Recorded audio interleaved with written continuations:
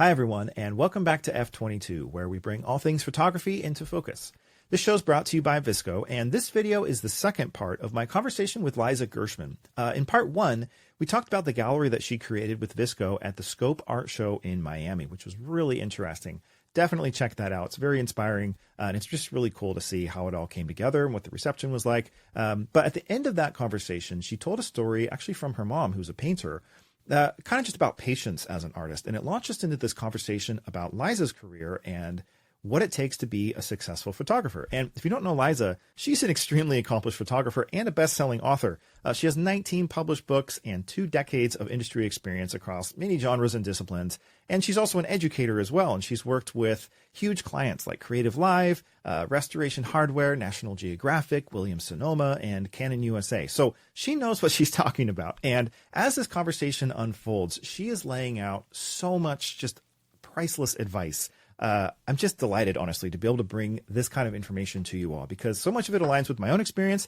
And honestly, a lot of it is things that I wish somebody would have told me when I was getting started. I think it would have helped a lot. So I highly recommend that you grab a notepad and let's get into the second part of my conversation with Liza Gershman. I love that story that you told. And it reminds me of the importance of patience, of persistence, of longevity. Yeah. I'm curious, for you, 20 years in now, how have things built for you over time? I think there's so much focus on trying to get a certain follower count or getting that one big client or whatever. But, for you, it's like these things have built and built over time, it seems like. And sometimes, I've heard others tell this story too, where somebody comes back years later, finally ready for the job that they wanted them to do the whole time or something like that. So That's right. I guess I'm curious, how have you built the career that you have over the course of time, and what does that look like? Something that I am really known for saying to my students was that, one, I love to say, oh yes, I'm an overnight success after 20 years of really hard work.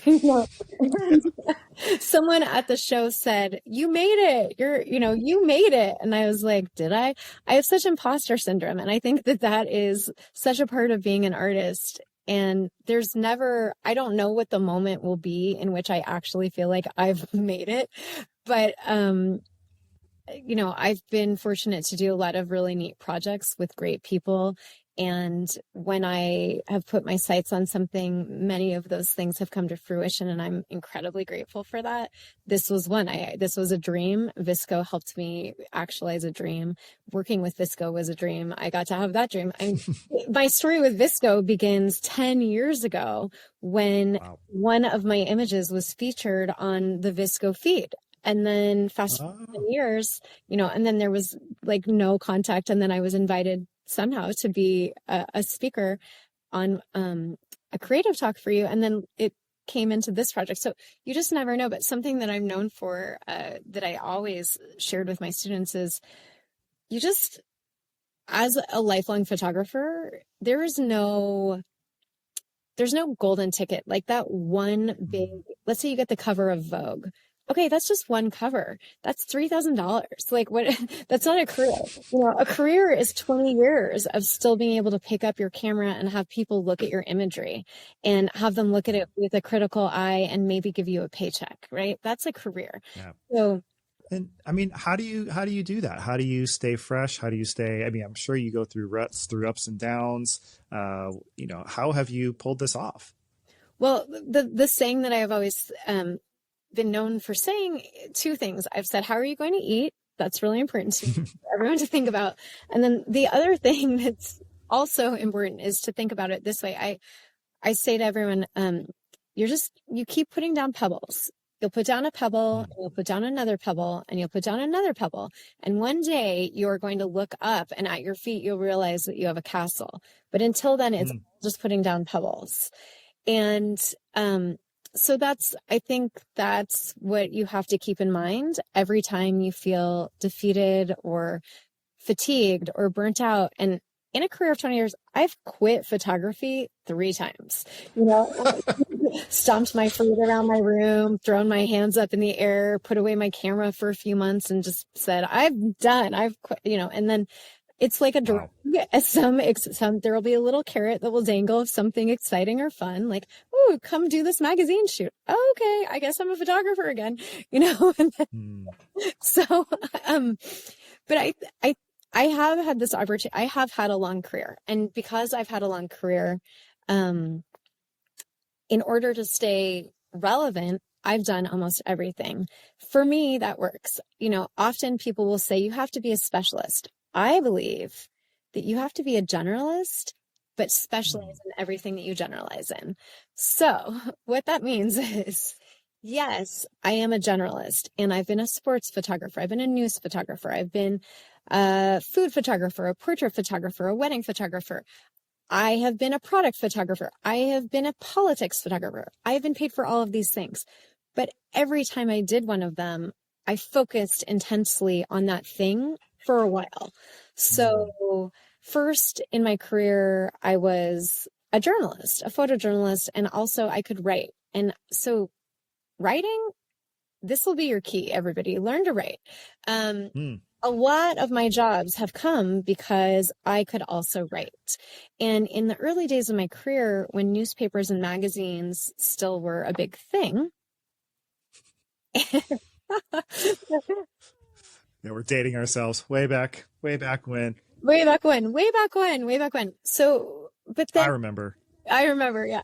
So early in my career, when newspapers and magazines were really the pinnacle of what it was to be a photographer, I also could write. And so often I would get sent on an assignment because I could do two things, and they wouldn't send two people, they would send just one. And so that was the beginning for me. And then I worked for a portrait studio. I worked for two portrait studios simultaneously. It was a husband and a wife, and they were both photographers, but they had very different work styles. He had come from an engineering background, and you could have had a meal off of his floor. Everything was organized. He would say, here's your task for the day. It's going to take you an hour and 20 minutes. And he was right by like 5 minutes every time. Wow. She was this incredible creator, but kind of a flurry of artistry, right? And so they had separate studios, and I learned a lot from each of them. And I'm so grateful for my time with them, Celeste Dobbins and Jason Swartz. And I learned so much from them. So with Celeste, I photographed weddings, cycle of life photography, weddings and babies and maternity. And with Jason, it was mostly senior high school dances, which was so fun, and business portraits and a tiny little bit of product photography. But I really rounded out my knowledge. I had gone to photo school at Rocky Mountain School of Photography, and then working in real time with them, I learned so much. And people often naysay weddings. I am here to tell you, I learned more photographing 100 weddings than I learned in photo school, that I learned in half of an MFA in photography, than I learned in most of my other career, because nothing is predictable in a wedding.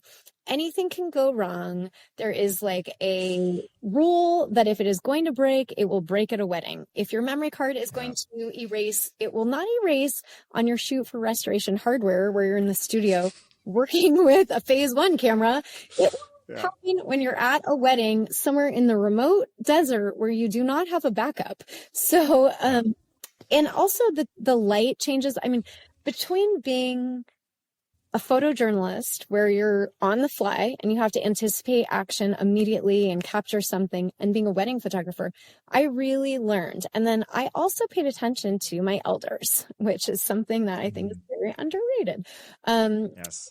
I was part of Professional Photographers of America, PPA, and I was part of my local chapter here in Sonoma County.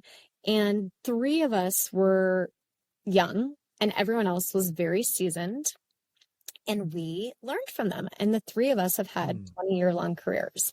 And I attribute so much of that to the fact that I had 15 really key professional photographers who had put in the time, who had been, you know, big in the film days, who had transitioned their businesses into early days of digital. And I saw they had to adapt to survive.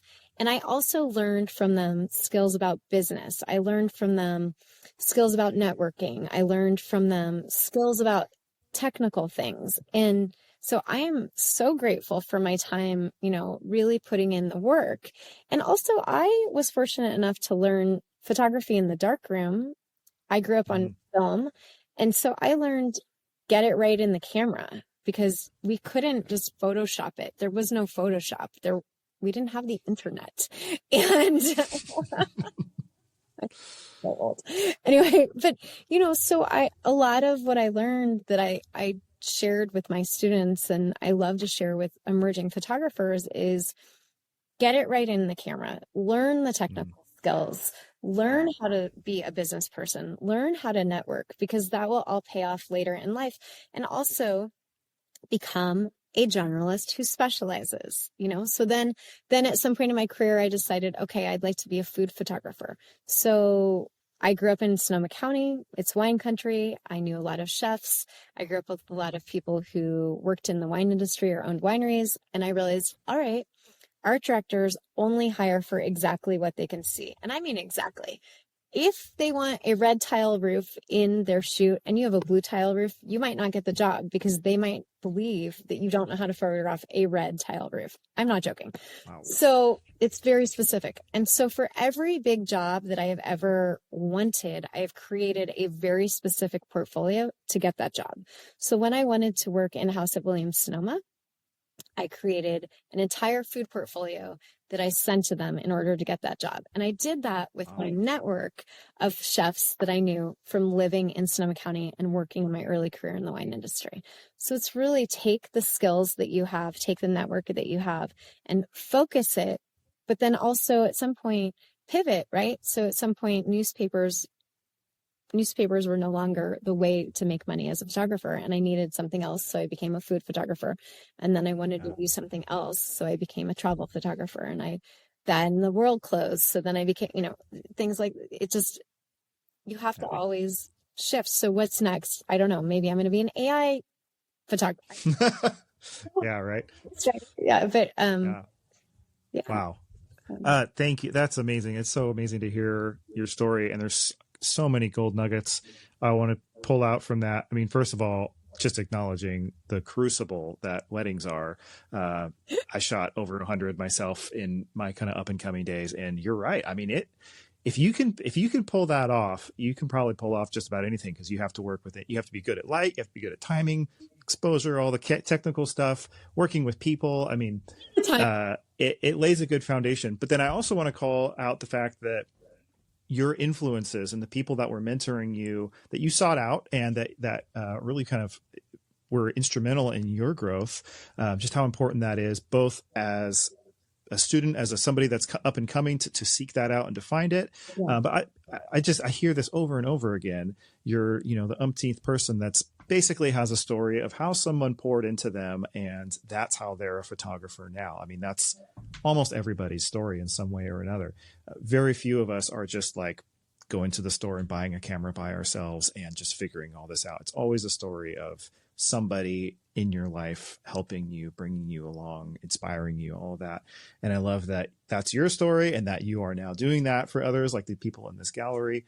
Yeah, it's just wonderful.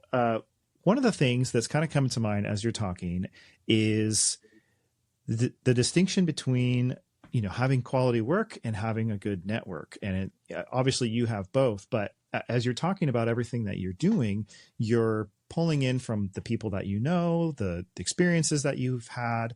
And I mean, almost maybe buried in that exhortation to kind of be a generalist, but also specialize within all those generalities. Yeah. I think maybe is the question of, is it more important to have really, really, really good work or a really, really good network, and maybe your work isn't as good? And obviously you want to have both, but I guess, like, how do you balance that? Because I've seen people that are incredible photographers not really working. And then we've all seen people that you look at their work and you're like, that doesn't seem, I don't really get it. But then you look at all the people that they're, all the work that they're doing, and they're just doing this massive stuff, and it's their network, it's who they are.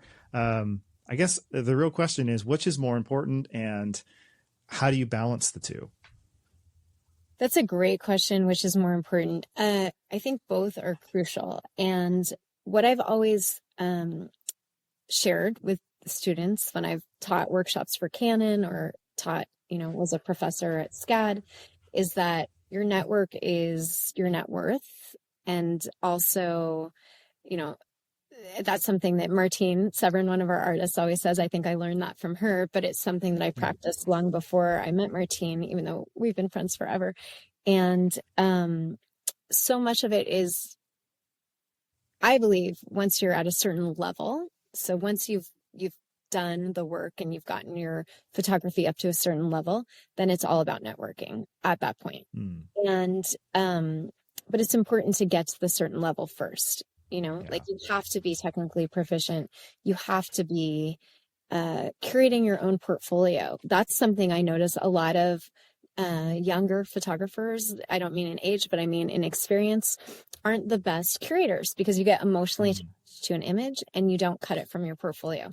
But your portfolio is only as good as your worst piece. And so part of being skilled is also to have an eye and the ability to detach and to see your work from the perspective of somebody else. So your worst piece brings everything down. So you want to constantly, before Scope, I redid my entire website. I did a complete overhaul and, I've been in the business for 20 years. So, and I'll probably overhaul it in 6 months. I think doing an annual refresher is really important. And usually, kill your babies. That's a saying that I like to say. It's the image you like the most is probably your worst one. And you probably just can't see it. Maybe get somebody else to look at it with you and get some feedback so that you can see outside of yourself. I found that's helpful. Exactly. A huge part of the success of my career, I think, has also been getting feedback from colleagues, contemporaries. It's wonderful to put something on Facebook and have my besties and, my family be like, I love that picture. That's great. I love that. I need that for my get out of bed heart space. I don't need that for my career though. What I need for my career is for a contemporary to say, okay, that piece is not your best, or I like that one. Can you do it? Blah, blah, blah. So here's an example just in this one way in this show, sometime in late July, after we started working on this project together, I was at a party in San Francisco and I started talking with a woman who was there. She had interesting butterfly tattoos all up and down her arm, and I wanted to know the story. So I thought, arts, I'm going to talk with her. Okay, so I started talking with her and found out that she is a curator for all of the libraries in San Francisco, which is a gigantic job, huge responsibility, enormous background in order to get a role like that. So much respect for her. Her name's Allison. And I was talking with her about this show, saying, trying to figure out the design and the concept. I've been going through, I've been looking at the Visco feed every day, culling through images, and I'm trying to find a central concept visually. And she said, well, what's your thesis? And I thought, oh my gosh, right. I'm a writer. What's my thesis? Right. And Allison really pushed me. She said, right now it looks like a great commercial photography show, but it doesn't really look like an art show. And I thought, oh, okay. That's some feedback, and that feedback helped me to push myself and go deeper and deeper and find meaning and find pieces that stood out that I could see come together. Almost like, the movie A Brilliant Mind, where the math problems that's how it started to come together for me. I could see everything coming, and I owe a lot of the success of this show to that feedback from her. That was a critical piece of feedback from a peer. And so it's great to be on Instagram and have a lot of likes, but you have to qualify your feedback givers. And the way that you can be really successful in doing that as a photographer is to attend professional portfolio reviews. So I've had the great experience of going to Palm Springs Photo Fest maybe 5 times in my career, and also the NYCFotoWorks, which is a juried show that in order to get into that you have to be accepted, and so that's kind of ups the ante, right? You're already with your peers. Everyone in the room has a certain level of skill, eye, talent, etc. And at that point, you're really just vying for the same roles, and you hope that the people giving you feedback, which are art buyers, reps, editors, you're really listening to what they want, and you're seeing how they relate to your work, and you're then changing your work if you have to meet their needs for the next review. So that's the best advice I can give about how to make sure that you're doing great work to put it in the funnel, is to be peer reviewed. And then also PPA, like PPA's, Professional Photographers in America, the local chapter, part of your local chapter experience is submitting your pieces, and there's a point system, and you can win awards and enter competitions. And through that, the judges are people who have won a certain level of photography awarded medals and points, and they then judge your submissions and give you feedback. And the feedback is critical. It's not meant to hurt your feelings. It's meant to make you better, So, I think that really has helped in my career. And then also just study art. I didn't just study photography. I studied art history. I spent my life in museums. I looked at old master paintings and saw, how does Caravaggio light things? Where is the light coming from? What is Monet doing? What is so emotive about a Sargent painting? Like, don't just only look to your one discipline and think that you will become better. Look at all of the disciplines, and don't look at contemporaries only. Look at the people who have stood the test of 200 years, 300 years, 400 years, because there's a reason. There's a reason that a Monet is a Monet, so, or a Rembrandt is a Rembrandt. And why do we have Rembrandt lighting? We have Rembrandt lighting. We know this name still because this is an artist who created something hundreds of years ago that we still use today, right? So, yeah, goodness. So, I mean, what I'm hearing is for someone who needs to work on networking, shows, PPA, I mean, even attending parties and just talking to people. I mean, it sounds like there's a lot of pretty easy steps that they could take to get themselves out there and get connected with others. And then for somebody who's maybe needing to, their network is great, but their work isn't quite at the level that they need to be.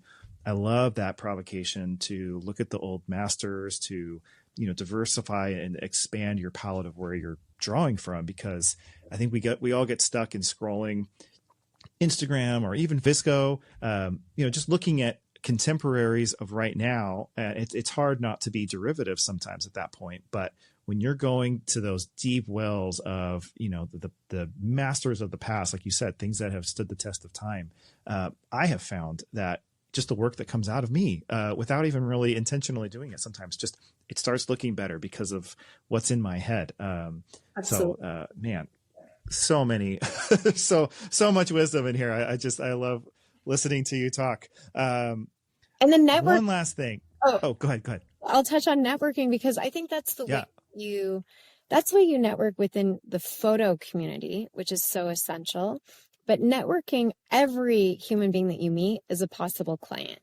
And so maintaining contacts, following up with people, connecting on LinkedIn, being a Facebook or Instagram or whatever social media you like friend, every opportunity you have to meet somebody, you never know when somebody will hire you for a project years from now. And that has absolutely happened with me, where, you fast forward, someone calls me and says, 5 years ago, I remember you did blah, blah, blah. Are you available to do blah, blah, blah? And that happens. That happened recently. It happens all the time. So I think just looking at the world as a networking opportunity, not in a solicitous way, but in a way where you really want to continue to show your work to people. You want to talk about what you're doing. You want to stay in touch with people. You want to thank people and be gracious. I send thank you notes. I send books to people all the time. I do handwritten notes. I give, holiday gifts. if somebody's done something really special for me, I will send them something in the mail, because who does that anymore? I would love to get a piece. Does anyone want to send me something in the mail? I will gladly accept it. I would love a gift in the mail, or a note, or a card. So, just do something memorable. And I learned a lot about that. I've always done that. I learned a lot about that from my mom, but one of my industry mentors who's so amazing at talking about that is Frank Mayo. Frank has been... And actually, Frank came by. It was so amazing. He came to the show unexpectedly and spent some time talking with us. He's been a photo agent for 30 years, and Frank has the best memory ever. And he tells a story about, somebody was talking to him about their favorite ice cream during one of his meetings, and then he sent the ice cream to that person. That is the sort of thing that takes you. If you're competing in a sphere where everyone is essentially just as good as you are in terms of talent, or in terms of, then it's your professionalism. And once you're all about as professional as each other, then it's just how thoughtful are you, or how memorable are you, and what makes you stand out, what makes you memorable, and what makes you memorable is remembering things about other people. That's what makes you memorable. That's really what makes you memorable. So, okay, really quick story. When I was first getting started, I had somebody in my life that was a professional photographer. Similar thing. Yeah, I saw him go from film to digital, all that. I mean, I was like, what is this? Pretty much junior high for me. One of later on, when I had started my photography business, I was talking to them, and they mentioned a story of how they had, like a unique thing about them was this family popcorn recipe. And so they made that for all these clients that they wanted to have. And they went to all these businesses and gave them all this popcorn, and, basically just saying, hey, you check us out, remember us. We would love to do work with you. And it was just something unique and memorable and delightful. And, it brought a lot of work, initial work for them. I just thought that was such an interesting story, and it's something that's unique to them that makes you memorable, makes you sticky. And it's just aligns so much with what you're talking about, sending people things, just making connections. That's wonderful. So great. And I think people think, oh, that's expensive. Well, think you're investing in yourself. Yeah. And if you're not investing in yourself, nobody else is investing in you. And you would put that money into crypto or the stock market or whatever, or maybe you would blow it on a pair of fancy shoes or a dinner out, but instead you could be investing it back into yourself. And something that was just a testament to that, my 12th book, I have 19 published books, and my 12th book was a book called Cuban Flavor, exploring the island's people, places, and cuisine. And that book, I sent probably 100 copies of that book out to, but that was back when this was pre-pandemic, when people were still working in offices. So you kind of had an idea of how to find people. And I sent 100 books out to editors and agents, etc. And somehow it landed on the desk of someone at National Geographic. And they loved the book, and National Geographic wrote about that book as one of the best books to read of 2018. And that's all because I sent the book out, and it got circulated around the office, wound up on the desk of the right person. They loved it, and they wrote about it. So that's really important in my career that happened. Yeah, that's a perfect example of just how you can get yourself out there, how easy it is, how, it is risky, but it takes nothing. And the worst they can do is throw it away or pass it on to somebody else or whatever. But I mean, the best thing is maybe you end up in National Geographic. That's insane. That's right. Or LinkedIn, now it's really hard to find where people are physically. No one's like at their desk in the Condé Nast building, or if they are, good luck getting in. So, but I used to send Momofuku cookies to editors at Condé Nast. Oh gosh, the things I've done. And now LinkedIn is such a great way, because I find that often if you send an email, somebody's administrative assistant might be spam filter for the email, and they may never get and it might go through that gatekeeper who's there intentionally to say no. That's their job, right? Is to stop the head honcho from having the influx of inundated messages, right? But LinkedIn, people seem to actually check their own inboxes on LinkedIn. And I got a deal by reaching out to a publisher on LinkedIn and pitching an idea. And the publisher, not an editor, not an editorial assistant, but the actual publisher wrote, "Oh, we'd love to do this book. It sounds great." So you just don't know. Like, I have spoken multiple times to an executive at Food Network about an idea. It's just not the right timing for them to do this idea. But the actual executive writes me back about the idea. So you just don't know. And I think LinkedIn is amazing. If you're not on LinkedIn, that's one of my best networking advice for up and coming professionals of any kind. And in my class, I actually had 2 entire class days devoted to LinkedIn, and would have someone zoom in from LinkedIn from the company to talk about it, and then would have all of my students create a LinkedIn profile, and then we would review them and make sure that they were up to the right thing. And the other thing is, when you're going out to be a photographer, it's so easy to not know where you stand. So find people who look at bios, look at someone's bio and think, that's the kind of career I would like to have. That's the sort of level I would like to be on, and try to do some of the steps they've done. If you are an emerging photographer, go and be an assistant for 2 years in New York. Go and work in New York and be an assistant, or LA, or Chicago, and go be an assistant and learn from somebody for 2 years before you try and go get your own clients. Because it's not just, do you have the beautiful pictures? It's, how do you handle it when somebody breaks a contract? How do you handle it when a piece of equipment breaks on the shoot and you can't replace it? How do you handle it when your model doesn't show up? How do you handle it when it's, the end of the day and the day rate's over, and it's going to take 3 more hours, and it's taking 3 more hours because the art director of the client couldn't make up their mind and said the napkins look horsey, whatever that means, and you couldn't figure out what does it mean. And then the prop stylist is like, "I'm done, I have to leave," and you're like, "We still have 2 more shots and we have to get the shot list done." Like, go learn this before you have the responsibility and the liability of that on your own, so. Yeah, it's so much more than having a few bangers or a lot of followers. It's so much more. Yeah, that's amazing advice. Okay, I want to wrap us up, but I mean, using your pebble analogy, you've been putting pebbles down for 20 years. You are way up there in that castle.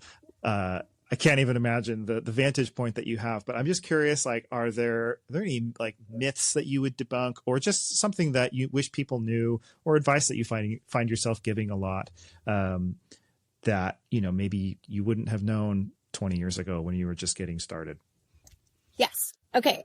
I think that something that is a hard concept to grasp even today, but it's a very important one, is that failure actually makes you better. It's just teaching you lessons. So every time something doesn't go right, it's an opportunity to learn from it and to not self-punish. Artists often self-punish. If something doesn't go right, instead of wasting the time and energy beating yourself up about the fact that you could have done it better, just do it better next time, and think of it of, how could I do it better? What was the lesson? Yeah. Like, what was the lesson in that? And I wish that I had been easier on myself as an artist and as a learning professional. You don't just pop out with all the knowledge in the world. You have to learn it. And the only way you learn it is to make mistakes. So that's one thing. The other thing I think is, I don't know what fame means. A lot of my students, when I ask them what they want to do with their life, they say, "I want to be a famous photographer." What does that mean? I don't know what that looks like. I don't know that even exists anymore. I think with social media, there are millions of people that are known by very small groups of people. We no longer have one output for celebrity. And so I don't think that is a thing that is real or realistic. And also, your life's not private if you're famous. It doesn't look very good to me. To be known and regarded and respected in your field is what I would strive for. That I think is the ultimate, is to have your peers know you and respect you, and to have clients seek you out. Those are the goals. Yeah. I mean, I had this experience. I'm imagining if somebody followed your advice and went and became an assistant of somebody in New York or LA or something, it is such a gift as a young person to have a dream and go hang out with people who are doing that dream and see what their life is like, and to realize, oh, actually, maybe I don't want that dream. That looks terrible. That happened to me, and I was able to completely pivot. I mean, that's why I became a photographer, why I ended up with Visco, because I was a musician, and I had that early success and realized, oh shoot, I don't think I want this. Now what do I do? And I had to completely reinvent myself.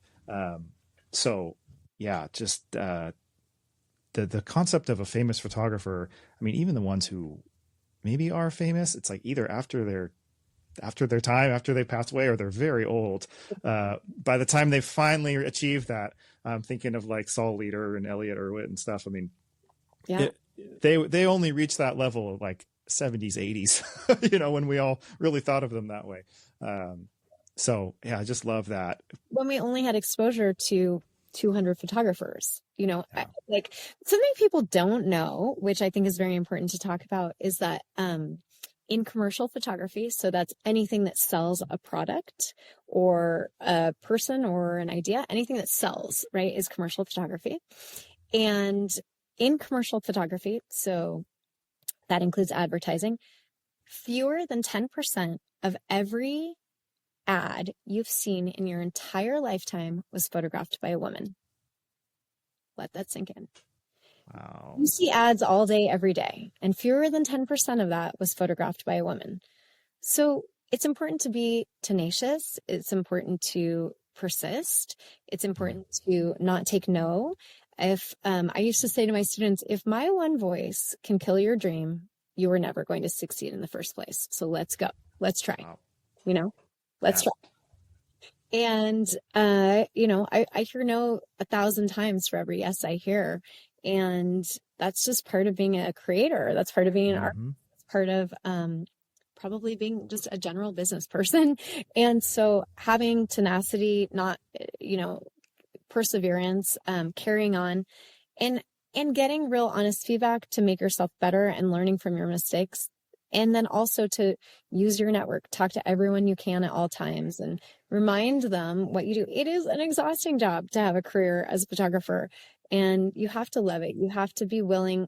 You have to want it more than you want anything else in order to succeed. And I think it's the same as, being a professional athlete or being a professional musician. You have to want this so much that you are willing to be uncomfortable. You are willing to be embarrassed. You are willing to fail. You are willing to look bad. You have to be willing to be poor. You have to be, just whatever it is. You have to be willing to go through all of that, because to have a long career, you probably go through some of that at some point. And so, those are the ways. Those are the paths to success. That's amazing. Gosh. Well, Liza, thank you so much for your time here. This has been such a gift. Just so many things that I think would really help people that are listening, just getting started or even deep into their career. I've learned a lot. There's definitely some things I'm going to go to from just our conversation. If you want to see more of Liza's work, which you really should, you can follow her on Visco at Liza Gershman, LizaGershman. And then also there's links to your website and pretty much everything else that you do. I'm sure your books and everything, all there. So definitely check out Liza. Anything else I'm missing? Well, I'm just incredibly grateful to be here. I'm very grateful for Visco, and I'm excited to see what the future brings for all of us. So thank you for Thank you. Of course. Yes. Thank you, Liza. Thank you for watching, and we will see you all again next time.